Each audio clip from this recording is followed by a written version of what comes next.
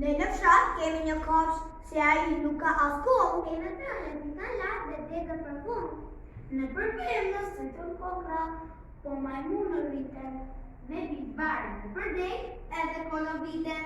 Në një pe, pak më tutje, nuk ka kokra fare. Ati varni në kuriqet, por se kokra are. Mosh pembe po presin bëjë hapur degë.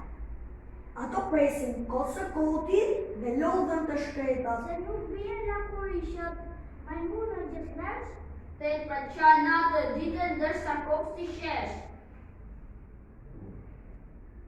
Toni kishte vendosur të bënte një udhëtim në hapësirë. Mori të gjitha sendet e nevojshme dhe sigurisht kostumin e astronautit. Hyri në anije dhe u nis për udhëtimin drejt hapësirës. Emocionet për të ishin të shumta. Toni e uli gravitetin në anije 0 dhe filloi të bënte lëvizja akrobacie në hajër. Peisazhi në ato momente ishte i papërshkrueshëm fantastik. Toka ishte si një top që rrotulloi pa ndaluar ndërsa planetet e tjera lundronin mes tyre. Rruga e qumështit dukej e mistershme dhe e bukur. Gjatë udhëtimit në anije, aty pranë kaloi një disk fluturues që në të ishin disa jashtëtoksor të cilët zbritën në një planet të pazbuluar. Edhe Toni zbriti pas tyre për të zbuluar më tepër rreth atij planeti dhe atyre krijesave të mistershme.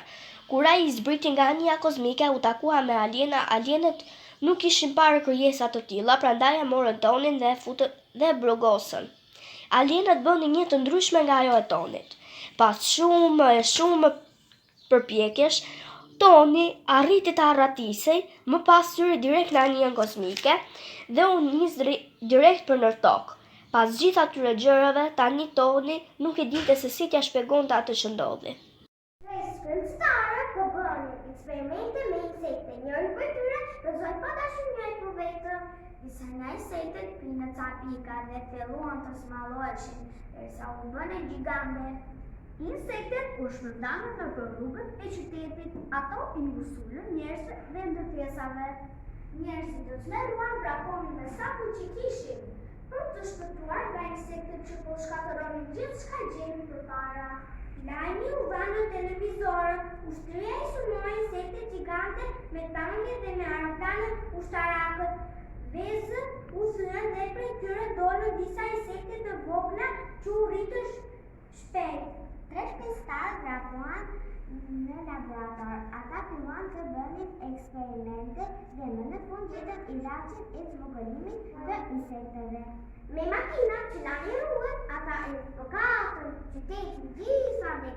Disa insekte u zvogëluan dhe disa ngordën bota shpëtoi pa shkatëruar.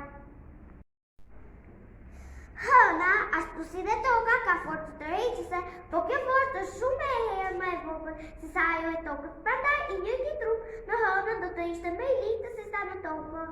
Forca tërheqëse e hënës ndihet deri në planetin tonë. Kjo forcë tërheq ujin e deteve dhe të oqeaneve. Ndërsa toka rrotullohet deri në anën më afër hënës, ngrihen lartë duke shkakuar baticën.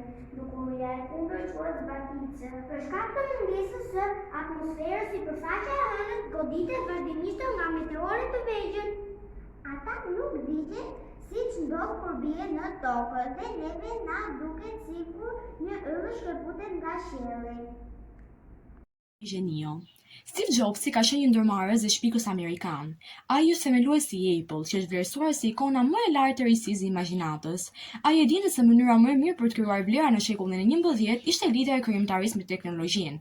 Prandaj ndërtoi një kompani ku hobi i imagjinatës u kombinua me përmirësime të dukshme inxhinerike.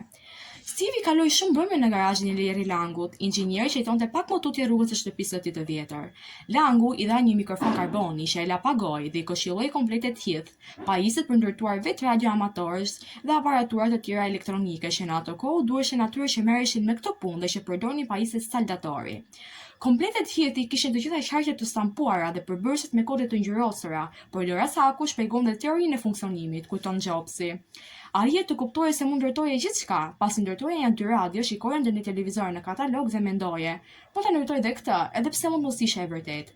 Kam qenë me fat, sepse kur isha fëmijë, si babai ashtu dhe kompletet Heath, më bënin të besoja se mund ndërtoja çfarëdo lloj gjëje.